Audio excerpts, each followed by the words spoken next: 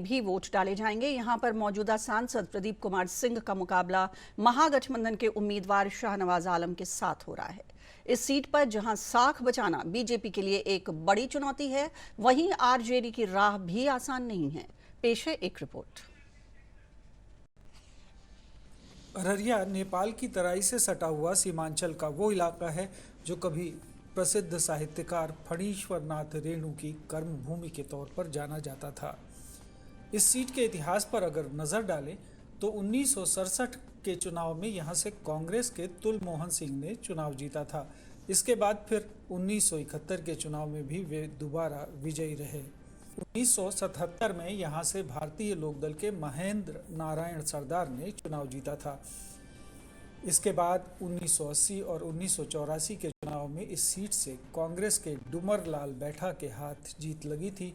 इसके बाद के 3 चुनाव 1989, 1991 और 1996 में जनता दल के टिकट पर सुखदेव पासवान इस सीट से जीतकर लोकसभा पहुंचे थे। वहीं 1998 में बीजेपी के रामजी दास ऋषिदेव जीते थे।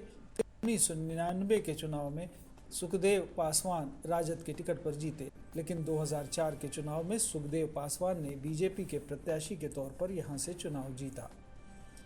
2009 के चुनाव में बीजेपी ने प्रदीप कुमार सिंह को मैदान में उतारा और वो सीट जीतने में कामयाब रहे।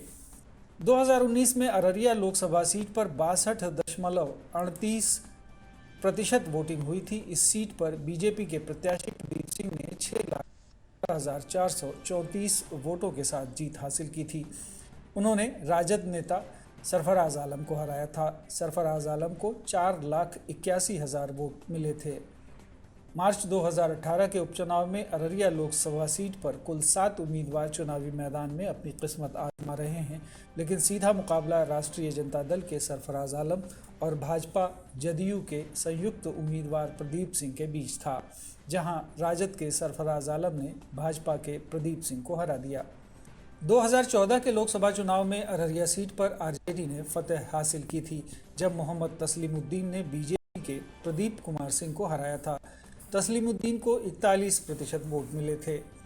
अररिया लोकसभा सीट के अंतर्गत 6 विधानसभा क्षेत्र आते हैं। नरपतगंज विधानसभा सीट पर बीजेपी का कब्जा है। रानीगंज आरक्षित सीट है, यहाँ से जेडीयू के विधायक हैं।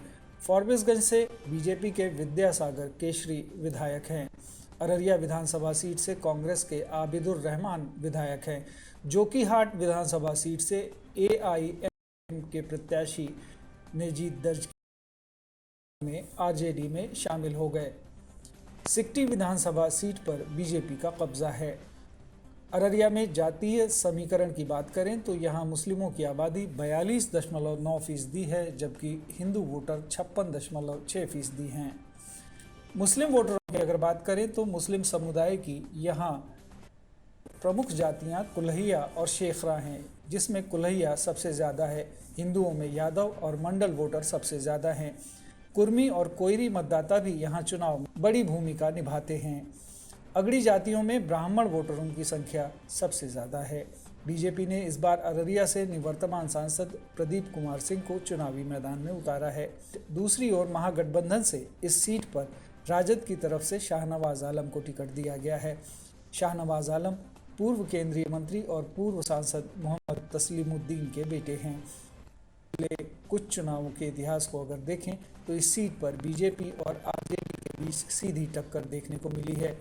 इस चुनाव में बीजेपी के पास साख बचाने की चुनौती है, तो आरजेडी की राह भी आसान नहीं है। अब जनता किसे मौका देती है, ये 4 जून को चुनाव नतीजे आने के बाद ही पता चलेगा। ब्यूरो रिपोर्ट, दूरदर्शन समाचार, पटना।